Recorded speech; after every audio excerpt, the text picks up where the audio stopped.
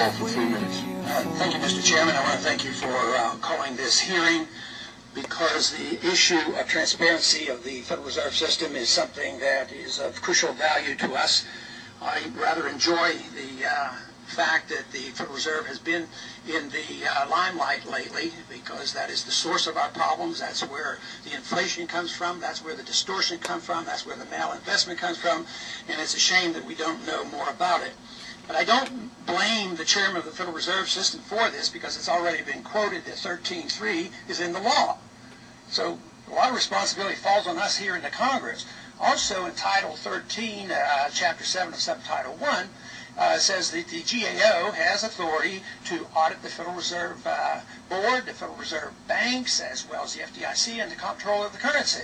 Sounds good, except you go to the next paragraph and say, except for, you can't audit the Federal Reserve or any of these organizations for the things that matter, such as transactions with foreign banks, transactions with foreign governments, transactions with international banking organizations. We can't have real access to knowing what's happening at the discount window in detail, as well as how reserves are used, as well as information and what really transpires at the FOMC. The fact that we have information dribbling out to us, that's one thing. But, you know, for instance, in the last, about 2 years ago, we've been denied the information that a lot of people consider rather important, and that is the total money supply. What is M3 doing? And that, of course, for some of us think that is important, but it indicates that transparency is not always the goal. The question we in the Congress have to ask is, why is it that the Congress is so eager to give up their prerogatives and their responsibilities, whether it's in foreign policy, whether it's giving the executive branch the authority to go to war without the Congress saying much, or whether it's turning over the monetary system to somebody that can operate essentially in secrecy and deal not with a few $100 billion, like $800 billion here and there, but tens of trillions of dollars when it adds up. And yet the Congress seems to do very little. So if we're concerned about transparency, if we're concerned about what's happening with monetary policy, believe me, the code has to be changed. But I'm delighted that the chairman of the Banking Committee is interested in this, at least to put some pressure. We do get bits and pieces and dribbles out of information.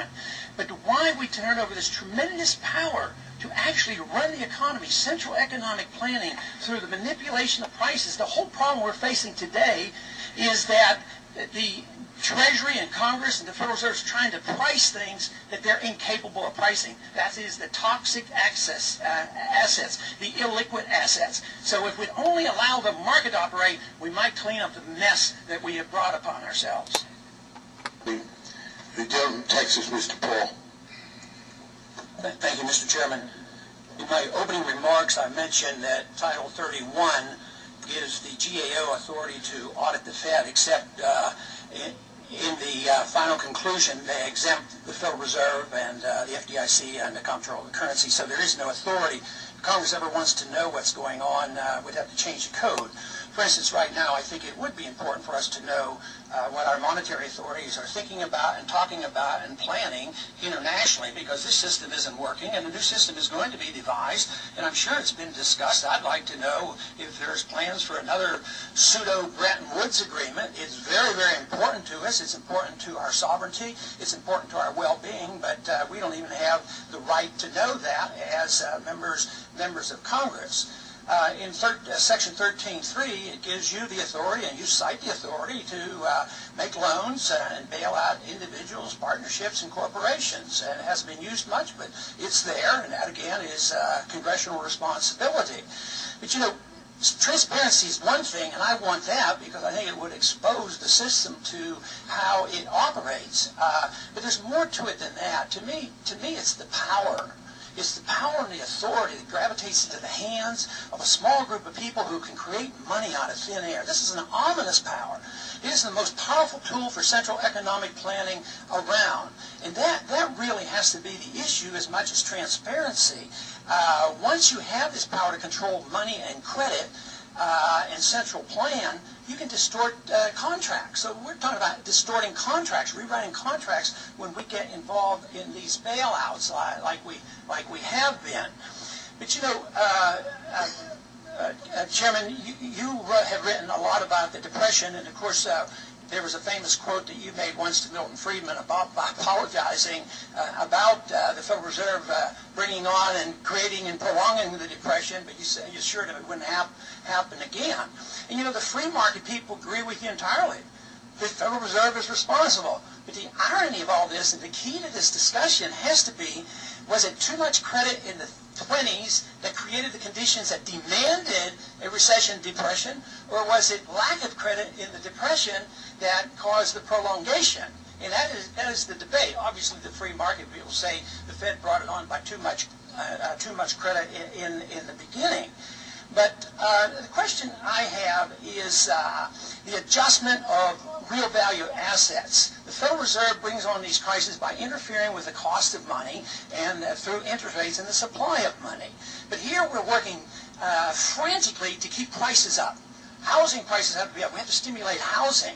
To me, from a free market perspective, we're doing exactly the opposite of what we should do. The prices of houses should drop. We have 19 million unoccupied houses. Now, why should we as in Congress stimulate housing? So what is so terribly wrong with the market that's dictating this? We're frantic today. We're offering a new $1.5 billion program to buy up toxic assets, and that is propping up prices. That's illiquid. They're worthless. Let's get rid of them. Get it over with. Get the pain and suffering behind us. How long are we going to be locked into this idea that we have to be involved in this price fixing?